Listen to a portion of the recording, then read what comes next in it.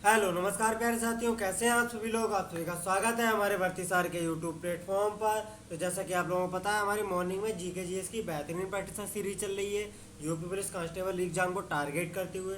तो उसी का आज प्रैक्टिस सेट नंबर 31 है। जिन लोगों ने हमारे प्रीवियस प्रैक्टिस सेट नहीं देखे हैं वो हमारी प्लेलिस्ट को फॉलो कर सकते हैं। तो आज के बेहतरीन प्रैक्टिस के साथ आज के सेशन को स्टार्ट करते हैं बिना किसी देरी के। चलिए। स्वामी विवेकानंद ने वर्ष में रामकृष्ण मिशन की स्थापना की थी। तो स्वामी विवेकानंद द्वारा किस वर्ष रामकृष्ण मिशन की स्थापना की गई थी? तो इसका राइट आंसर हो जाएगा ऑप्शन नंबर सेकंड। 1897 में स्वामी विवेकानंद द्वारा रामकृष्ण मिशन की स्थापना कहाँ की गई थी? कोलकाता। कोलकाता में स्थित बेलूर मठ, बेलूर मठ में, और वहीं पे इसका मुख्यालय बनाया गया बेलूर मठ में। ठीक है, तो इसका राइट आंसर हो जाएगा option number second. Next question की तरफ चलते हैं हम लोग। Question number 2। विपणन सहायता और सेवाएं योजना 11वीं योजना से संबंधित है। कारीगरों का समर्थन करता है, मतलब किस प्रकार के कारीगरों को समर्थन करता है विपणन सहायता योजना और सेवाएं योजना? तो इसका राइट आंसर हो जाएगा ऑप्शन नंबर फर्स्ट, हस्तशिल्प। के कारीगरों के लिए 11वीं पंचवर्षीय योजना में विपणन सहायता और सेवाएं योजना लागू की गई थी। इसका राइट आंसर हो जाएगा option number first. Next question की तरफ चलते हैं हम लोग। Question number third. हिमालय की उत्पत्ति किस भूसन्नति से हुई है? तो हिमालय की उत्पत्ति किससे हुई है? तो इसका राइट आंसर होगा ऑप्शन नंबर फर्स्ट, टेसित सागर। इससे हिमालय की उत्पत्ति हुई है। जैसे सबसे पहले क्या था, दो एक वो थे, बड़े बड़े महाद्वीप दो थे पहले। ये जो अपना वर्ल्ड मैप है जिसमें वर्तमान में 7 महाद्वीप दिखाई दे रहे हैं, पहले ऐसा नहीं था, पहले दो थे बिल्कुल ऐसे। ये समझो, एक इधर था एक इधर था, ये एक बीच में टेसित सागर था। ठीक है, एक था गोंडवाना लैंड, गोंडवाना लैंड, और एक था अंगारा लैंड, लैंड। ठीक है, और पृथ्वी पर अनेक क्रियाओं के द्वारा धीरे धीरे धीरे धीरे कई हजार साल पहले, मतलब 120 मिलियन वर्ष पहले टेथी सागर के बीच में फंसने से जो गोंडवाना लैंड, ये प्लेट एक थी अंगारा लैंड, ये प्लेट, इनका आपस में टकराने से, यहाँ पे एक टेथी सागर था बीच में, ये दोनों प्लेटें जब आपस में टकराई, आपस में टकराने से एक मतलब बीच में पहाड़ ऐसी आकृति उत्पन्न हुई है, तो वही एक हिमालय है ये बीच में। और हिमालय बलित पर्वत है, धीरे धीरे आज भी उसका निर्माण हो रहा है, इसलिए ये प्लेटें आज भी आपस में टकरा रही हैं। तो धीरे धीरे न्यूज में आता है कि माउंट एवरेस्ट की ऊंचाई इतनी बढ़ गई इतनी बढ़ गई, तो आज भी हिमालय का धीरे धीरे निर्माण हो रहा है। ठीक है, तो इसका राइट आंसर हो जाएगा ऑप्शन नंबर फर्स्ट, टेथिस सागर। नेक्स्ट क्वेश्चन की तरफ चलते हैं हम लोग। Question number 4। हिमालय पार की नदियां हैं, तो इसमें कौन कौन सी जो है हिमालय के पार से निकलती हैं? तो इसका राइट आंसर होगा option number second, Brahmaputra, Sindhu और सतलुज। ये हिमालय पार की नदियां हैं जो कि हिमालय के उस पार से निकलती हैं। ठीक है, नेक्स्ट क्वेश्चन की तरफ चलते हैं हम लोग। Question number 5। बुद्ध का जन्म हुआ था, तो बुद्ध का जन्म किस शहर में हुआ था? तो इसका राइट आंसर होगा option number second, Lumbini, Nepal. Buddha का जन्म लुम्बिनी में हुआ था जो कि वर्तमान में नेपाल में स्थित है। और बुद्ध का जन्म माना जाता है लगभग 563 ईसा पूर्व, इन बुद्ध का जन्म माना जाता है आमतौर पर। नेक्स्ट क्वेश्चन की तरफ चलते हैं हम लोग। Question number 6। चोल राजवंश से उभरने वाला पहला महत्वपूर्ण शासक था, मतलब जो चोल राजवंश का संस्थापक मान लो इसको, या सबसे पहला शासक कौन था? तो इसका राइट आंसर हो जाएगा option number second, Rajaraja Chola. इसको प्रथम के नाम से भी जानते हैं, राजराज चोल प्रथम। ये चोल वंश का सबसे पहला शासक था। ठीक है, नेक्स्ट क्वेश्चन की तरफ चलते हैं हम लोग।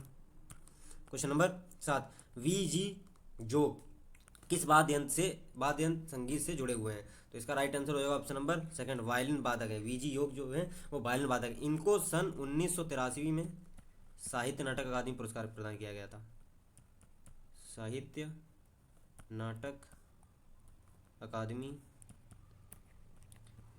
पुरस्कार मिला था 1983 में। इंपॉर्टेंट फैक्ट है, पूछा जा सकता है। नेक्स्ट क्वेश्चन की तरफ चलते हैं हम लोग। Question number 8। नेपाल की आधिकारिक भाषा क्या है? तो इसका राइट आंसर होगा ऑप्शन नंबर 4, नेपाल की आधिकारिक भाषा है नेपाली। ठीक है, जो कि भारतीय संविधान में 8वें अनुसूची में भी एक भारतीय भाषा के रूप में सूचीबद्ध है। नेक्स्ट क्वेश्चन की तरफ चलते हैं हम लोग। Question number 9। एक तत्व के समस्थानिकों में होते हैं, एक तत्व के समस्थानिकों में क्या होते हैं? तो इसका राइट आंसर होगा ऑप्शन नंबर थर्ड, न्यूट्रॉनों की भिन्न भिन्न संख्या होती है। एक तत्व के जो समस्थानिक होते हैं उनमें न्यूट्रॉनों की भिन्न भिन्न संख्या होती है। ठीक है, नेक्स्ट क्वेश्चन की तरफ चलते हैं हम लोग। क्वेश्चन नंबर 10, निम्नलिखित में से कौन से कथन सही हैं? तो कथन नंबर 1, साबुन के अणु मिसेली कहलाने वाली संरचना बनाते हैं। साबुन के मिसेल सूर्य के प्रकाश को प्रकीर्णन नहीं कर सकते। हाँ, ये बहुत सही है। तैलीय मैल केवल मिसेली के केंद्र में एकत्रित हो जाते हैं। ये भी बात सही। तो इसका राइट आंसर हो जाएगा option number 3, second and third दोनों सही है। ठीक है, नेक्स्ट क्वेश्चन की तरफ चलते हैं हम लोग। क्वेश्चन नंबर 11, भारतीय संविधान के अनुच्छेद 36 से 51 तक मुख्यतः राज्य के नीति निर्देशक तत्व से संबंधित हैं, जो कि भारतीय संविधान के किस भाग में वर्णित है? इसका राइट आंसर होगा ऑप्शन नंबर 3, भाग 4 में राज्य के नीति निर्देशक तत्वों का वर्णन किया गया। राज्य के नीति निर्देशक तत्व डीपीएसपी, यानी कि डीपीएसपी, डायरेक्टर ऑफ प्रिंसिपल्स। तो ये कहाँ से लिए गए? ये आयरलैंड के संविधान से लिए गए हैं। आयरलैंड के संविधान से लिए गए हैं। ठीक है, तो इसका राइट आंसर होगा ऑप्शन नंबर 3। नेक्स्ट क्वेश्चन की तरफ चलते हैं लोग। क्वेश्चन नंबर 12, धर्म, मूलवंश, जाति, लिंग अथवा जन्म स्थान के आधार पर विभेद के प्रतिषेध भारतीय संविधान के मौलिक अधिकारों के किस वर्ग में आते हैं? जिसमें धर्म, मूलवंश, जाति, लिंग अथवा जन्म स्थान के आधार पर विभेद ना हो, कहीं किसी के साथ भी भेद नहीं किया जाता है। ठीक है, तो इसका राइट आंसर होगा ऑप्शन नंबर 3, समानता का अधिकार। मतलब कोई अगर हिंदू धर्म का है, कोई मुस्लिम धर्म का है, तो इसके आधार पर किसी भी व्यक्ति में भेदभाव नहीं किया जा सकेगा। मूल वंश के आधार पर भी नहीं, जाति किसी की कोई जाति है, किसी की कोई जाति है, इसके आधार पर भी उसके साथ भेदभाव नहीं किया जाएगा।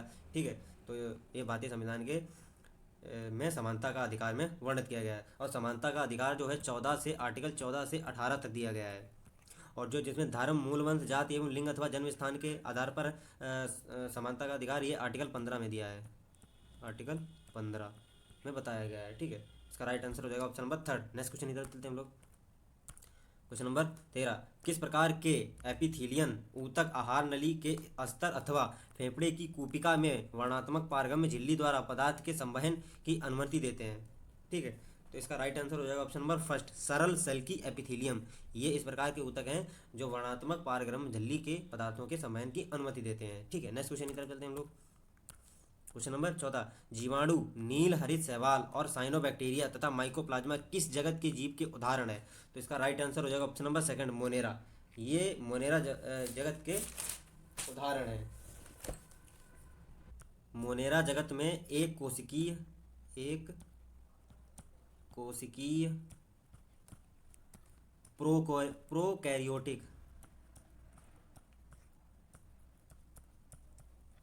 प्रोकैरियोटिक जीव आते हैं।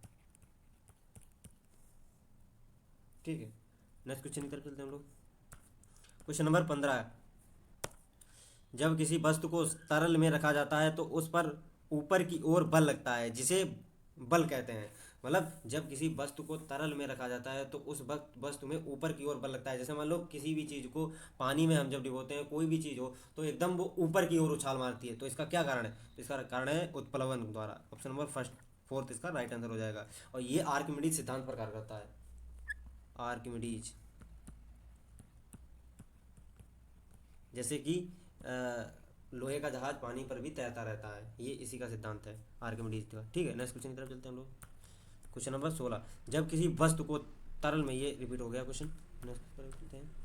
क्वेश्चन नंबर 17, आयतन के अनुसार वायु में 21% है। मतलब हमारे वायुमंडल में 21% क्या पाया जाता है? इसका राइट आंसर हो जाएगा ऑप्शन नंबर 2, वायुमंडल में 21% ऑक्सीजन पाई जाती है और लगभग 78%,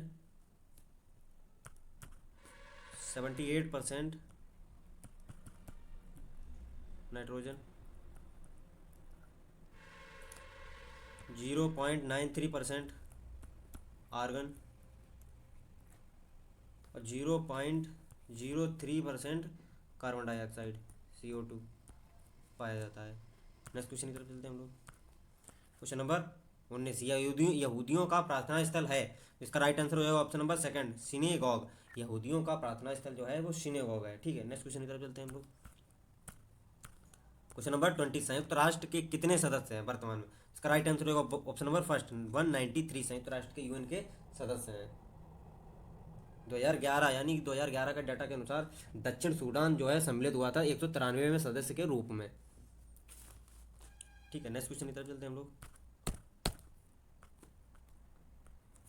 क्वेश्चन नंबर 21, किस साल में भारतीय विश्वविद्यालय शिक्षा की समस्या का अध्ययन करने की रिपोर्ट देने के लिए सैंडलर आयोग की नियुक्ति की गई थी। तो इसका राइट आंसर होगा ऑप्शन नंबर फर्स्ट, 1917 में भारतीय विश्वविद्यालय शिक्षा की समस्या को निपटाने के लिए सैंडलर आयोग की अध्यक्षता में ये आयोग बनाया गया, जिसमें सैंडलर ही अध्यक्ष थे। उन्हीं के नाम पर ये आयोग का नाम पड़ा था। ठीक है, और इसमें कुछ इंपॉर्टेंट महत्वपूर्ण दिए गए थे, जैसे इंटरमीडिएट कक्षाएं विश्वविद्यालय से अलग कर दी जाती गई थी, और इंटरमीडिएट परीक्षाओं के संरचनात्मक एवं माध्यमिक बोर्ड का गठन करो, मतलब एक बोर्ड होना चाहिए उनका कार्यकारी, जैसे कि प्रेजेंट में यूपी बोर्ड है, सीबीएसई बोर्ड है, अलग अलग बोर्ड बनाए गए थे। ठीक है, और महिला शिक्षा पर जोर भी दिया गया था, और स्नातक स्तर पर त्रिवर्षीय पाठ्यक्रम किया गया था, कि जो प्रेजेंट में हम लोग जो प्रेजेंट में 4 साल का कर दिया गया है नई शिक्षा की नीति के तहत, लेकिन पहले 3 साल का थे ग्रेजुएशन। ठीक है, नेक्स्ट क्वेश्चन की तरफ चलते हैं हम लोग। क्वेश्चन नंबर 22, रिकेट्स बीमारी इसके अभाव से होती है। तो इसका राइट आंसर होगा option number first, vitamin D. Vitamin D के अभाव से ही रिकेट्स बीमारी होती है, जिसमें कैल्शियम की कमी हो जाती है, कैल्शियम की कमी हो जाती है। और रिकेट्स में जैसे ज़्यादातर इसमें पिजन चेस्ट एंड चिल्ड्रन में होता है, जैसे सीने में दर्द होना, हड्डियों का कमज़ोर होना। ठीक है, नेक्स्ट क्वेश्चन की तरफ चलते हैं हम लोग। क्वेश्चन नंबर 23, निम्न में से कौन सा शहर पारंपरिक साड़ियाँ कपड़ा उत्पादन के लिए प्रसिद्ध है। तो इसका राइट आंसर होगा option number second, Kanchipuram. Tamil Nadu जो है तमिलनाडु राज्य में स्थित एक कांचीपुरम शहर है, वहाँ की साड़ियाँ और कपड़ा बहुत ही फेमस है भारत में। नेक्स्ट क्वेश्चन की तरफ चलते हैं हम लोग।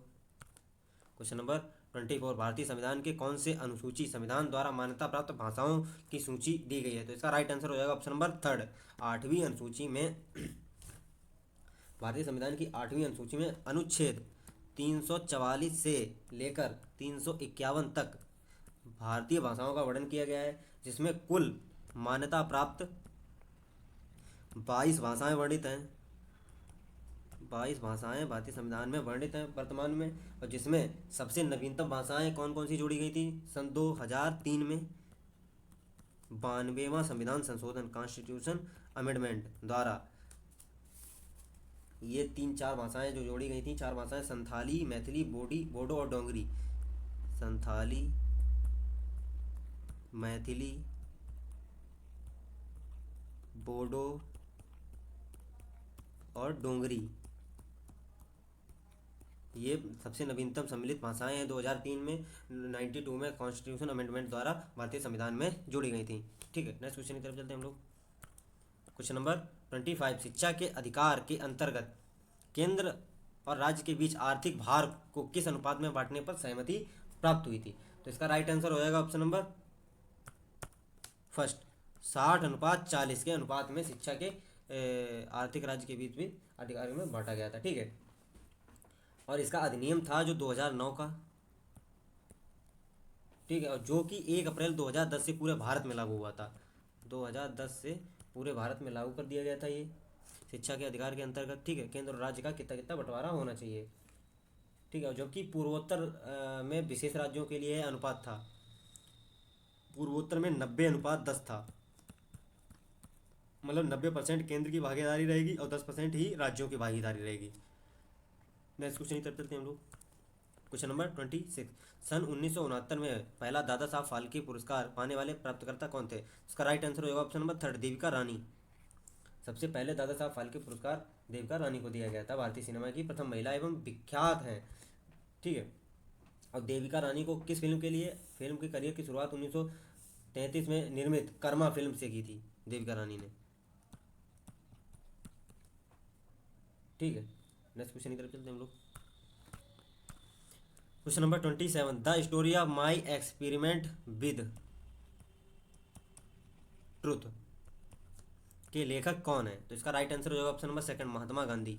महात्मा गांधी द्वारा लिखी गई the story of my experiment with truth, ये महात्मा गांधी की एक पुस्तक है, जो कि 1921 तक, मतलब बचपन से लेकर 1921 तक के जीवन का परिचय देती है महात्मा गांधी के। महात्मा गांधी ने क्या किया क्या नहीं किया, और जो कि 1925 से 1929 तक प्रकाशित की गई थी इनकी पत्रिका नवजीवन में। ठीक है, नेक्स्ट क्वेश्चन की तरफ चलते हम लोग। क्वेश्चन नंबर 28, जिस बाजार में प्रतिभूति दस्तावेज व पूंजी जुटाने वाले और खरीदार के बीच सीधे कारोबार होता है उसे क्या कहा जाता है। तो उसे कहा जाता है प्राथमिक बाजार, ऑप्शन नंबर फर्स्ट इसका राइट आंसर हो जाएगा। नेक्स्ट क्वेश्चन की तरफ चलते हैं हम लोग। क्वेश्चन नंबर 29, प्लास्टिक में निम्नलिखित में से किसका उपयोग किया जाता है? इसका राइट आंसर होगा option number second, ethylene. Plastic में एथिलीन का प्रयोग किया जाता है। ठीक है, नेक्स्ट क्वेश्चन की तरफ चलते हैं हम लोग। क्वेश्चन नंबर 30, 2 अक्टूबर को महात्मा गांधी का जन्म दिवस है। और भी जन्म दिवस किस व्यक्तित्व का है? मतलब 2 अक्टूबर के ही दिन और भी एक महान नेता थे, उनका भी जन्मदिन 2 अक्टूबर को होता है। इसका राइट आंसर होगा option number third, Lal Bahadur Shastri का भी जन्म दिवस 2 अक्टूबर को ही मनाया जाता है। ठीक है, भारत के दूसरे प्रधानमंत्री भी थे लाल बहादुर शास्त्री जी, और उनका नारा था जय जवान जय किसान। जय जवान जय किसान, लाल बहादुर शास्त्री जी का नारा था। नेक्स्ट क्वेश्चन की तरफ चलते हैं हम लोग। क्वेश्चन नंबर 31, अर्जुन बांध नहर से उत्तर प्रदेश का लाभान्वित जिला है। अर्जुन बांध नहर से उत्तर प्रदेश का कौन सा जिला लाभान्वित होता है? तो इसका राइट आंसर होगा ऑप्शन नंबर 4, हमीरपुर। ठीक है, जो कि अर्जुन नदी पर ही स्थित है। अर्जुन नदी पर ही स्थित है अर्जुन बांध। नेक्स्ट क्वेश्चन की तरफ चलते हैं हम लोग। क्वेश्चन नंबर 32, महर्षि वाल्मीकि आश्रम स्थापित है। तो इसका राइट आंसर होगा ऑप्शन नंबर सेकंड, बिठूर। और बिठूर जो है कानपुर से लगभग 21 किलोमीटर दूरी पर बिठूर गंगा नदी के किनारे स्थित एक आश्रम है। ठीक है, नेक्स्ट क्वेश्चन की तरफ चलते हैं। क्वेश्चन नंबर 33, हिंडाल्को स्थापित है। ठीक है, तो इसका राइट आंसर होगा option number second, Hindalco Renukoot में स्थापित है, जो कि सोनभद्र में स्थित रेणुकूट, वहीं हिंडाल्को की स्थापित है। ठीक है, हिंडाल्को एक कंपनी है जो कि मैकेनिकल में ज़्यादातर केमिकल्स बनाती है हिंडाल्को। नेक्स्ट क्वेश्चन की तरफ चलते हैं हम लोग। क्वेश्चन नंबर 34, उत्तर प्रदेश उद्योग बंधु योजना का उद्देश्य क्या था? तो इसका मतलब उत्तर प्रदेश उद्योग बंधु योजना का उद्देश्य था औद्योगिक इकाइयों की समयबद्ध स्थापना सुनिश्चित करना। तो इसका राइट आंसर होगा option number second. Next question की तरफ चलते हैं हम लोग। क्वेश्चन नंबर 35, उत्तर प्रदेश के किस जिले में यूरेनियम के सीमित भंडार की खोज की गई थी? तो इसका राइट आंसर होगा option number second, Lalitpur. Uttar Pradesh के ललितपुर में सीमित भंडार यूरेनियम की खोज की गई थी। ठीक है, नेक्स्ट क्वेश्चन की तरफ चलते हैं हम लोग। क्वेश्चन नंबर 36, उत्तर प्रदेश में परमाणु ऊर्जा केंद्र स्थापित है। तो इसका राइट आंसर होगा option number third, Narora Bulandshahr. Narora Bulandshahr में स्थापित एक परमाणु ऊर्जा संयंत्र है। ठीक है, जिसकी पहली इकाई 12 मार्च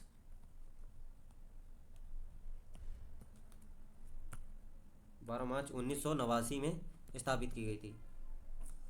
नेक्स्ट क्वेश्चन की तरफ चलते हैं हम लोग। क्वेश्चन नंबर 37, आज का लास्ट क्वेश्चन। उत्तर प्रदेश एवं मध्य प्रदेश राज्यों की संयुक्त राजघाट नदी घाटी परियोजना किस नदी पर स्थित है? तो इसका राइट आंसर होगा ऑप्शन नंबर सेकंड, बेतवा नदी पर। ठीक है, जो कि ललितपुर जिले से 22 किलोमीटर दूर बेतवा नदी पर स्थित है। ठीक है, तो आज 37 क्वेश्चन थे। अगर आज का सेशन अच्छा लगा हो तो लाइक एंड कमेंट करके ज़रूर बताना, और जिन्होंने प्रीवियस लेक्चर नहीं देखे वो हमारी प्लेलिस्ट फॉलो कर सकता है। तो मिलते हैं नेक्स्ट वीडियो में, तब तक जय हिंद जय भारत।